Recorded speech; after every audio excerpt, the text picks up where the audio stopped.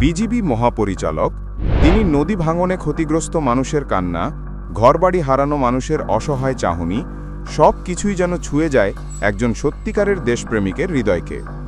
বর্তমান বিজিবি মহাপরিচালক সেই মানবতার হাত বাড়িয়ে দিয়েছেন তাদের প্রতি।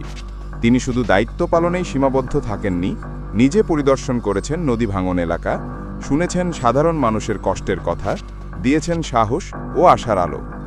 বিজিবি মহাপরিচালকের এই মানবিক উদ্যোগ প্রমাণ করে, নেতৃত্ব মানে শুধু আদেশ দেওয়া নয়, নেতৃত্ব মানে সেবার মানসিকতা, ভালোবাসা আর দায়িত্ববোধ।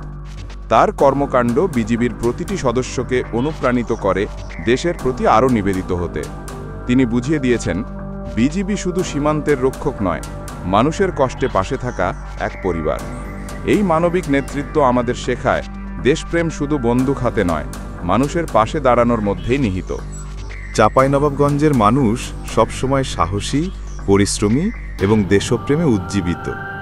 নদী ভাঙন, প্রাকৃতিক দুর্যোগ কিংবা সীমান্তের নানা চ্যালেঞ্জ, আপনারা প্রতিটি সময় দৃঢ় মনোবল নিয়ে পরিস্থিতি মোকাবিলা করেছেন। এই দৃঢ়তা, এই ঐক্যই আপনাদের সবচেয়ে বড় শক্তি। বিজিবি সবসময় আপনাদের পাশে আছে। যেমন সীমান্ত রক্ষা করি, তেমনি মানবতার সেবাতেও আমরা অঙ্গীকারবদ্ধ।